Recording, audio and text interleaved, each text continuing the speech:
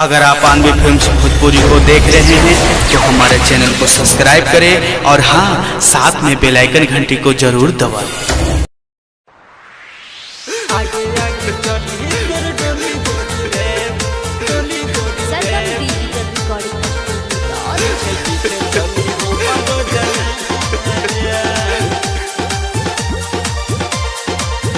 Music द्वारा रुपेश रफ्तार।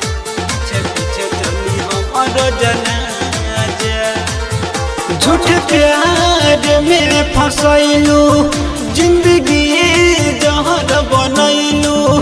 झूठ प्यार में फसैलू, जिंदगी जहर बनैलू। का कसूर रहे बता जा। आगे आगे हाँ हाँ आगे आगे हाँ हाँ आगे आगे चली तोर डोली गोरी रे, पीछे पीछे चली हमारो जनाजा। आगे आगे चली तोर डोली गोरी रे, पीछे पीछे चली हमारो जनाजा।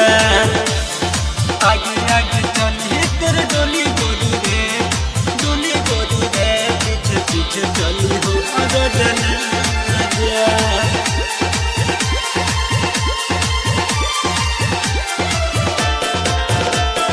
डोली गोरी रे, पीछे पीछे चली हो जनाजा। देख फिर तू हमके पीड़ित में बन गईलू हर जाई हो। दिल के दर्द ना हमसे सहता, मिले न दिल के दवाई हो। देख फिर तू हमके पीड़ित में बन गईलू हर जाई हो। दिल के दर्द न हमसे सहता, मिले न दिल के दवाई हो। दवाई हो कैसे तोहे भुलाई, लागे कि मर जाई। छोड़ के तू दूर ना जा। आगे आगे हाँ हाँ आगे आगे हाँ हाँ आगे आगे चली तोर डोली गोरी रे, पीछे पीछे चली हमारो जनाजा। आगे आगे चली तोर डोली गोरी रे, पीछे पीछे चली हमारो जनाजा। आगे आगे चली तोर डोली गोरी रे, डोली गोरी रे, पीछे पीछे चली हमारो जनाजा।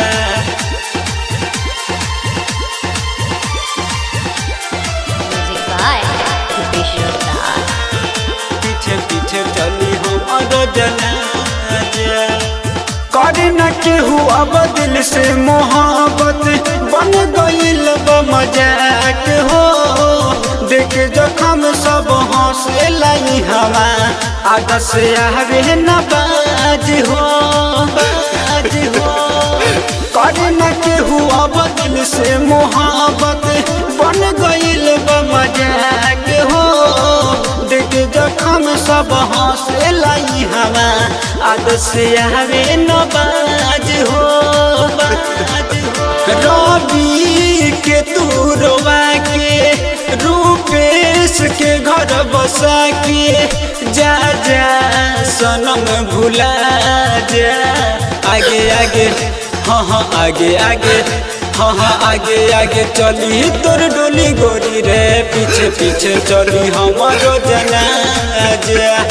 आगे आगे चली तोर डोली गोरी रे, पीछे पीछे चली हमारो जनाजा। झूठ प्यार में फसैलू, जिंदगी जहर बनैलू। झूठ प्यार में फसैलू, जिंदगी जहर बनैलू। का कसूर रहे बता जा। आगे आगे हाँ हाँ आगे आगे हाँ हाँ आगे आगे चली तोर डोली गोरी रे, पीछे पीछे चली हमारो जनाजा। आगे आगे चली तोर डोली गोरी रे, पीछे पीछे चली हमारो जनाजा।